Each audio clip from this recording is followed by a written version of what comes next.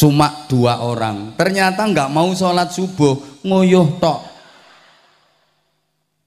Akhirnya ini muadzinnya dendam, nesu-nesu. Jam 8:30 pagi azan. Pakai loudspeaker dikencengin suaranya. Allahu Akbar, Allahu Akbar. Begitu mendengar ada azan jam 8:30 pagi, masyarakat marah-marah, gemberuduk demo ke masjid sambil bawa pentungan. Ayo, sopo iku ngawur jam 8:30 isuk kok azan. Sampai di masjid marah-marah. Woi, apa maksudmu? Jam 8:30 isuk azan sak banter-bantere wedan gue ya. Kata si muadzinnya, sing ngedani aku apa sampean? Mau sampean ki wayah zuhur tak undang ora moro, wayah asar tak undang ora teko, maghrib tak azani ora teko, isya tak azani ora teko, wayah subuh tak azani ora teko. Lha iki jam 8:30 ora wayahe tak azani kok moro kabeh. Sing ngadzan aku apa sampean? Akhirnya mbalik. Ya wis padha edane.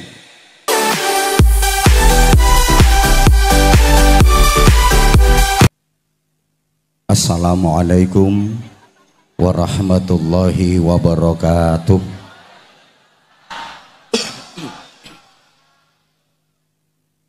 Bismillahirrahmanirrahim.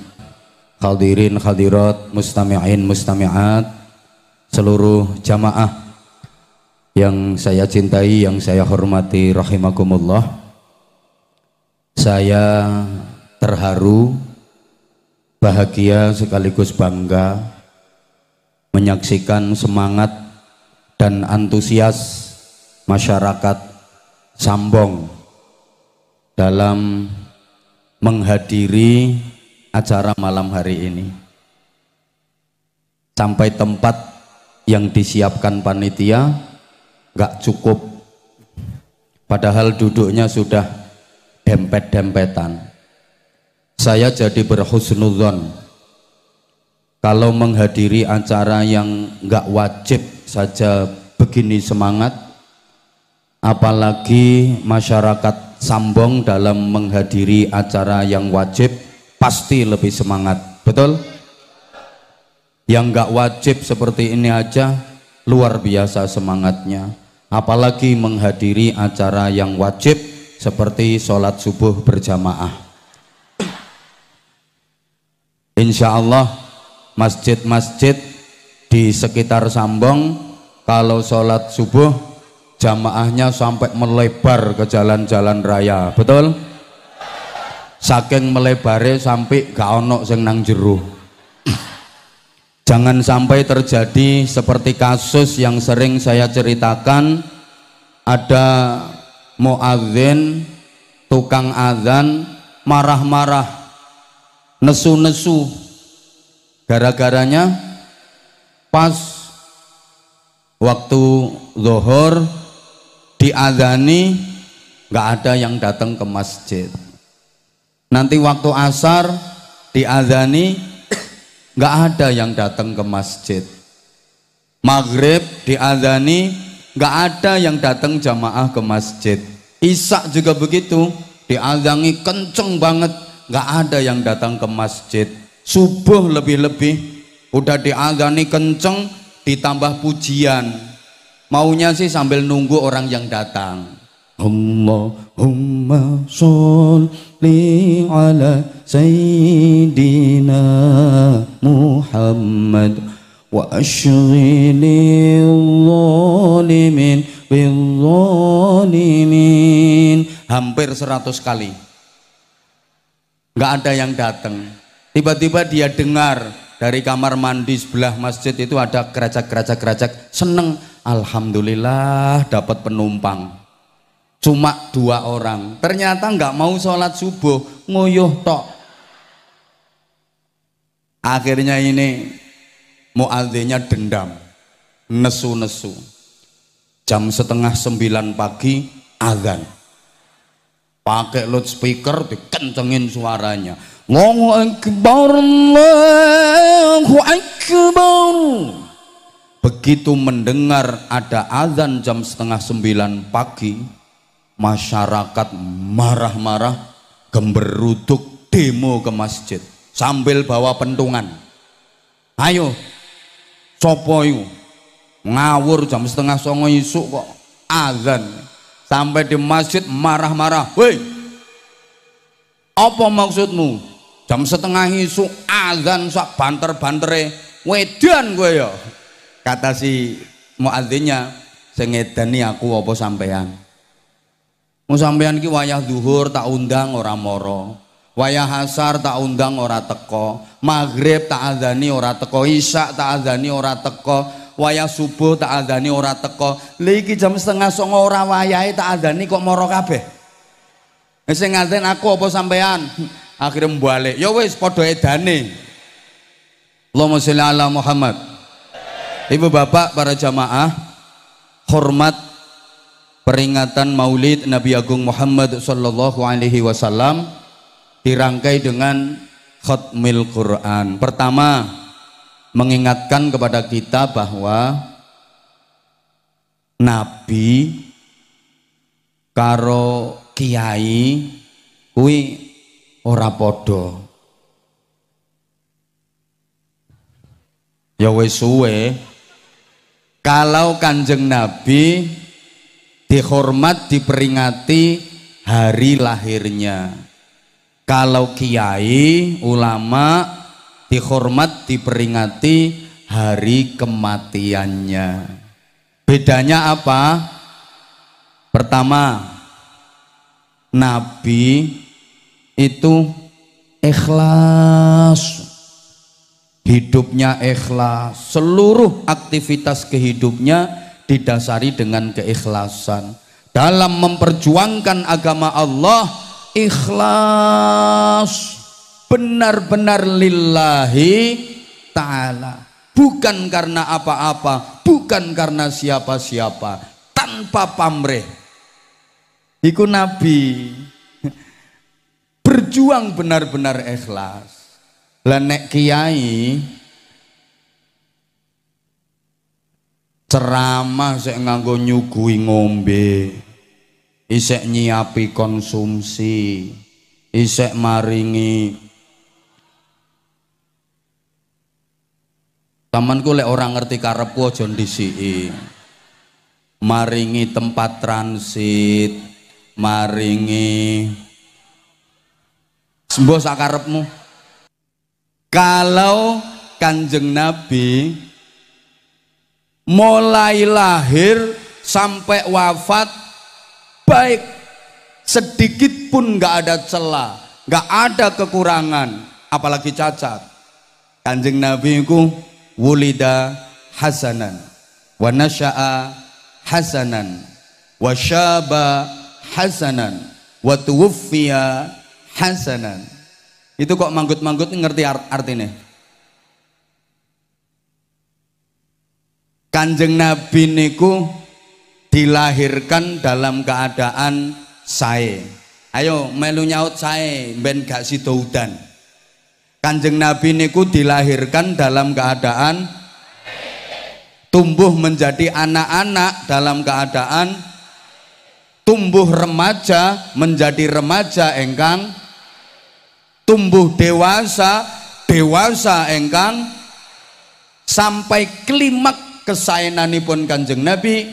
Al-yawma akmaltu lakum dinakum wa atmamtu alaikum ni'mati wa raditu lakumul Islam dina.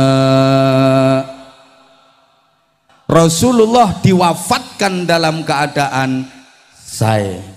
Allahumma sholli ala Muhammad. Allahumma sholli ala Muhammad. Kebaikan Rasulullah itu stabil, lurus, sedikit pun gak ada noda, sedikit pun gak ada cacat, sama sekali gak ada kekurangan, sama sekali gak ada kejelekan sedikit pun. Allahumma sholli ala Muhammad. Lurus dan stabil kebaikannya.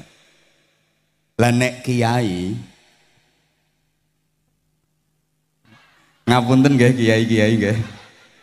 Saapik-apike kiai pasti punya masa lalu. Yang itu ada eleknya. Sing sakniki dadi kiai ngapunten yai. Niki mbiyen nalika ten pondok nate nggasap sandal, nggih. Ya apa ora? Nggih. Saapik-apike kiai pasti punya masa lalu. Yang itu ada jeleknya. Wong aku wae tahu. Dulu waktu masih kecil, kula niku nate nyolong jambu. Sampai saiki jeh kelingan. Dadi habis subuh. Loh gara-gara cerita nyolong jambu malah hudan. Allah. Ndak insyaallah ndak hujan. Bismillah ya Allah. Bi barakati maulid Nabi Muhammad sallallahu alaihi wasallam, bi barakatil Quran ya Allah. Iki pawange ngantuk paling. Dilanjut mboten? Mboten napa-napa nggih? Bismillah, sing kodanan ganjarane tambah akeh. Pun bismillah ya Allah. Bi barakati maulid Nabi Agung Muhammad sallallahu alaihi wasallam wa bi barakatil Quran, panjenengan paringi terang ya Allah. Dulur-dulur kula badhe ngaji hormat maulid Nabi ya Allah. Pun alon-alon kula ya nate kula mbiyen nek turu niku ten masjid cilik rampung subuh badhe mulih niku kula nyolong jambune tangga. Wis metingkring nang dhuwur pang, konangan sing duwe, ayo ora mudhun, tak kandhane bapakmu. Anjlok kula, mencolot kula karo nangis-nangis. Wedi yen dikandhane wong tuwa. Kuwi bocah mbiyen, nek bocah saiki nek nyolong jambu wis nang dhuwur pang, konangan sing duwe kok diwedekke, ayo ora mudhun tak kandhane bapakmu. Ora apa-apa kandhake kae, bapak non dhuwur kae. Bapake nggawa karung non dhuwur. Jadi gini ya, sejelek-jeleknya orang pasti punya masa depan yang itu ada harapan baik. Ndak hujan insya Allah. Sampan sing mantep, sing yakin ndak hujan. Nanti hujannya setelah ngaji ini selesai.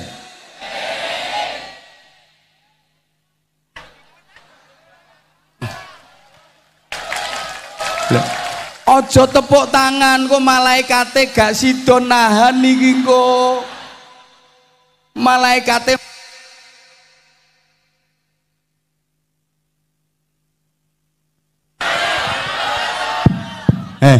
kok nek sampeyan tepuk tangan, malaikat sing nahan udan iki melu tepuk tangan. Ucul engko udan meneh. Insyaallah. Tak baleni. Sejelek-jeleknya orang pasti punya masa depan yang itu ada harapan baik. Sebaik-baiknya orang pasti punya masa lalu yang itu ada jeleknya, kecuali Rasulullah Muhammad sallallahu alaihi wasallam. Insanul kamil, manusia sempurna kebaikannya. Allahumma sholli ala Muhammad. Nah, langsung ke poin. Rasulullah diutus sebagai uswatun hasanah, teladan kebaikan dalam seluruh aspek kehidupan, agar manusia menjadi baik dan benar diridhai Allah subhanahu wa ta'ala. Nah, tuntunan dari Rasulullah itu dalam bahasa kita disebut dengan agama. Oke, untuk menambah wawasan biar agak pengalaman dikit, secara garis besar agama itu ada dua. Secara umum, secara garis besar agama itu ada berapa? Oke, ada agama samawi, agama langit. Lek wong Batang ngarani agama langit. Tapi yen wong Bojonegoro daerah nggen kula leh mastani Revival of Village. Kemudian ada agama ardi. Wong Batang ngarani agama bumi. Yen wong Bojonegoro daerah kula leh mastani the natural of village. Wis to manuto. Agama langit, agama ardi itu Islam, Nasrani, Yahudi. Sampeyan tepuk tangan kok nggarai. Kemudian agama ardi, agama bumi itu diantaranya Hindu, Buddha, Konghucu. Terus di Jepang itu ada namanya agama Shinto. Bapak Ibu, semua agama punya Tuhan. Halo. Kita umat beragama Islam, Tuhannya Allah Subhanahu wa ta'ala, yang kita wajib meyakini tidak ada ilah, tidak ada Tuhan yang berhak ditaati dan disembah kecuali Allah Subhanahu. La ilaha illallah. Kalau saudara kita yang beragama Nasrani, Tuhannya Trinitas, ada Tuhan Bapa, Tuhan Anak, Roh Kudus. Saudara kita umat Hindu, Tuhannya Trimurti, ada Brahma, Wisnu, Shiva. Umat Buddha, Tuhannya ada Tuhan kecil, ada Tuhan besar, Dipayana dan Mahayana. Lek wong Jepang, agamane Shinto, itu Tuhannya namanya Amaterasu Ohomi Kami. Gak ngandel ya wis. Punya anak laki-laki namanya Ninikino Mikoto. Punya anak perempuan namanya Ninini Komikoto. Punya anak lagi namanya Makoyoto. Punya anak lagi namanya Hirohito. Saiki dadi jenenge kaisar. Nah, yang terakhir Ajinomoto. Semua agama punya kitab suci. Kita umat Islam kitab sucinya Al-Quran. Ini di Khutmil Qurani. Saudara kita yang beragama Nasrani di Indonesia, Kristen, kitab sucinya Bible atau Injil. Itu macam-macam Bapak Ibu, ada perjanjian lama, ada perjanjian baru, ada Markus, Matius, Lukas, Barnabas, Yohanes, macam-macam. Ya penceramah ya kudu pengalaman. Gak ngene ya ora laris kok ya. Umat Hindu, agama Hindu, kitab sucinya Weda. Sedangkan agama Buddha, kitab sucinya Tripitaka. Lek wong Jepang, agama Shinto, itu mereka punya kitab suci namanya Nihingi Yingiski. Aku ya ora ngerti kok. Kita wajib meyakini dengan seyakin-yakinnya bahwa Al-Quran adalah kitab suci yang terbaik dalam keyakinan Islam. Allahumma sholli ala Muhammad. Allahumma sholli ala Muhammad. Kitab suci yang paling mulia. Tolong perhatikan ya. Di antara mukjizatnya Al-Quran satu saja. Al-Quran yang begitu tebal, 30 juz, 114 surat, bisa dihafal di luar kepala tanpa terlewatkan satu huruf pun. Coba carikan di dunia ini kalau ada buku yang tebal yang bisa dihafal di luar kepala tanpa satu huruf pun terlewatkan. Gak bakal ada kecuali Al-Qur'an. Maka di mana-mana banyak lomba musabaqah hifdzil Qur'an, lomba hafalan kitab suci Al-Qur'an. Tapi penjenengan nggak mungkin pernah dengar ada lomba hafalan kitab Injil. Ada? Lomba hafalan kitab Weda, lomba hafalan kitab Tripitaka, nggak akan ada. Karena memang nggak bisa dihafal. Sealim-alimnya umat beragama lain, nggak ada yang hafal kitab sucinya secara utuh tanpa terlewatkan satu huruf pun, kecuali di Islam. Anak kecil aja bisa hafal 30 juz 114 surat tanpa terlewatkan satu huruf pun. Bocah cilik-cilik hafal, sing gede-gede perhafal. Bahkan maaf orang yang tunanetra gak bisa melihat, bisa hafal Quran. Bukankah ini mukjizat?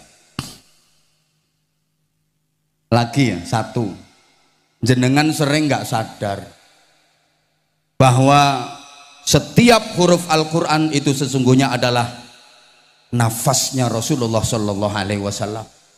Setiap huruf Al-Quran itu adalah suara Rasulullah Sallallahu Alaihi Wasallam. Maka ketika jenengan membaca Al-Quran, berarti nafasmu bersentuhan dengan nafasnya Rasulullah, suaramu berpadu dengan suara Rasulullah. Kapan? Ketika dirimu membaca Al-Quran. Betapa mulianya orang yang membaca Al-Quran. Maka jangan sampai ada hari kita lewatkan tanpa membaca Al-Quran. Kalau bisa ikut program ODOJ, one day one juz, satu hari satu juz. Kalau keberatan ya one day setengah juz, satu hari setengah juz. Mending setahun bisa khatam 6 kali. Masih keberatan one day seperempat juz, setahun masih khatam 3 kali. Keberatan one day one lemper. Lek wis mentok gak isomu apa ya kuwi dresen terus najan ming sak ayat. Ngono Bu. Kan ana Bu, sak ayat isine ming sak huruf. Isomu kuwi ya deres terus. Bismillahirrahmanirrahim. Shad Shad Shad Shad Shad. Bosen ya ganti Qaf Qaf Qaf Qaf Qaf. Bosen ganti meneh Nun Nun Nun Nun Nun. Katok Shadaqallahul azim. Besok nambah 2 huruf. Bismillahirrahmanirrahim. Yasin Yasin Yasin Yasin Yasin. Ben variasi yo ganti Toha Toha Toha Toha Toha. Ben variasi ganti meneh Hamim Hamim Hamim. Nek katok ya Shadaqallahul azim. Loh, jangan diremehkan walaupun 1-2 huruf. Itu berarti nafasmu ketempelan nafasnya Rasulullah. Karena Al-Quran adalah nafas Rasulullah. Suaramu berpadu dengan suara Rasulullah. Karena Al-Quran adalah suara Rasulullah Sallallahu Alaihi Wasallam. Allahumma salli ala Muhammad. Allahumma salli ala Muhammad. Lah, kita wajib meyakini Al-Quran yang paling mulia. Maka apapun dan siapapun yang bersentuhan dengan Al-Quran pasti mulia. Coba semuanya jawab ya. Ini saya buktikan bahwa siapapun yang bersentuhan dengan Al-Quran pasti mulia.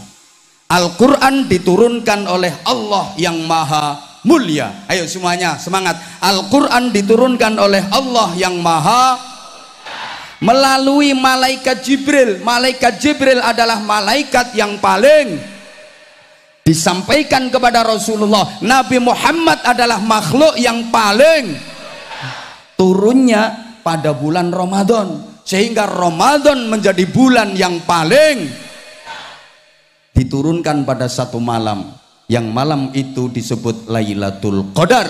Maka Lailatul Qadar menjadi malam yang paling, sehingga siapapun yang bersentuhan dengan Al-Quran, dunia akhiratnya pasti akan menjadi orang yang, Allahumma sholli ala Muhammad. Siapapun yang membaca Al-Quran pasti mulia.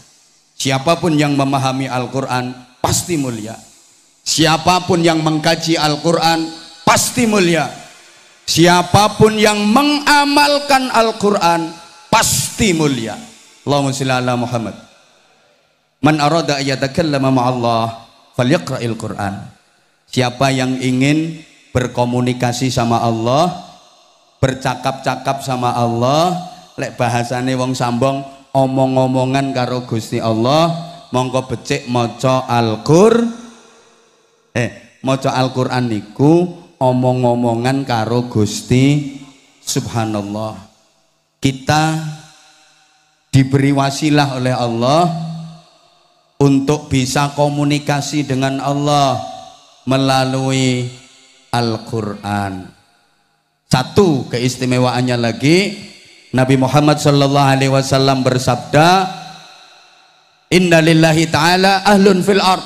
Sesungguhnya Allah punya keluarga di bumi. Keluarga di sini bukan dalam pertanian darah, tapi keluarga di sini dalam hal diperhatikan, disayangi dan benar-benar dicintai.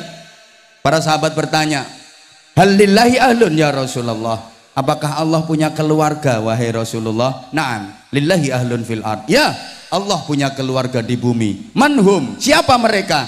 Alladzina yaqra'una al-Qur'an ghuduwan wa 'ashiyya. Orang-orang yang rajin membaca Al-Qur'an. Bahkan Nabi menjelaskan dengan sumpah beliau, wallahi man akramahum akramahullah wa man ahanahum ahanahullah.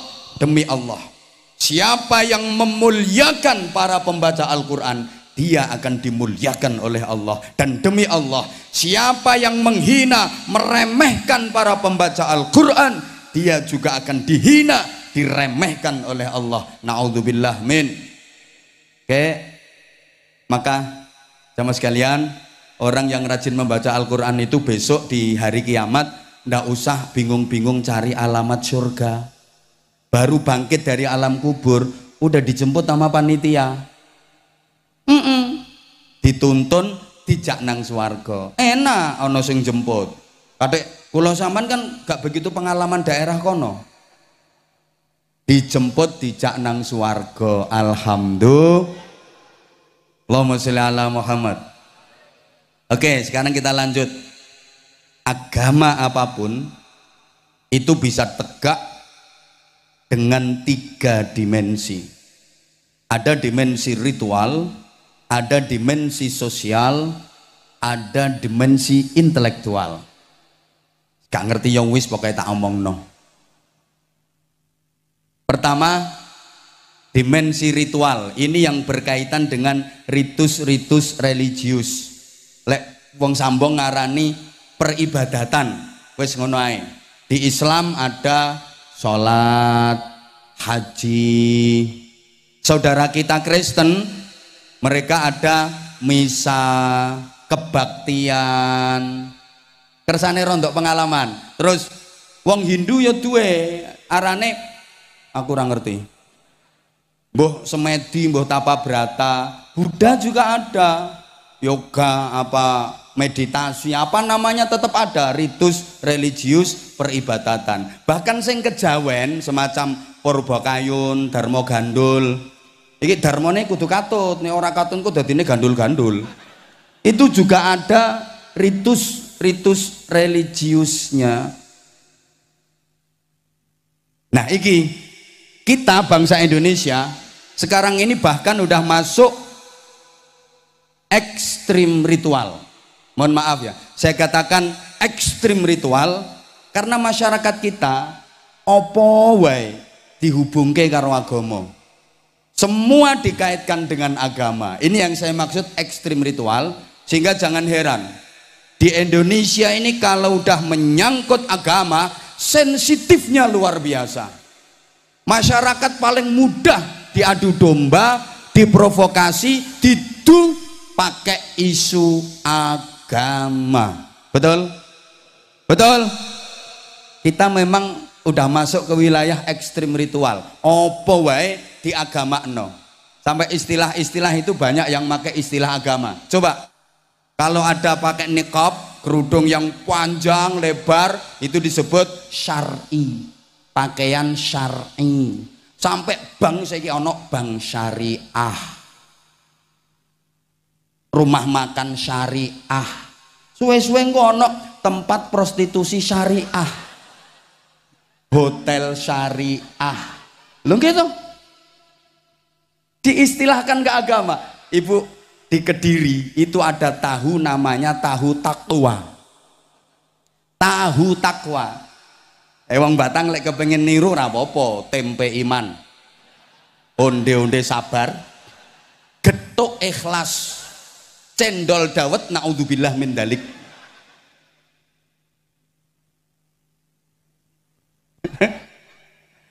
Wis kabeh-kabeh dikaitkan dengan agama. Sampai kalau ada pohon cemara katanya itu pohon Kristen. Lo cemara itu dibaptis kapan? Engko lek pohon kurma jare pohon Islam. Berarti lek ngono wong Kristen gak oleh mangan kurma. Wong Buddha gak entuk mangan kurma. Itu yang saya maksud, kita itu kadang terlalu over. Ngerti pora ya wong-wong? Ngerti nggih? Ngerti nggih? Ya wes lek ngerti. Jujur ya, saya sering sampaikan kritik di mana-mana ya. Indonesia ini terlalu banyak mau'idhah hasanah tapi sangat kekurangan uswatun hasanah.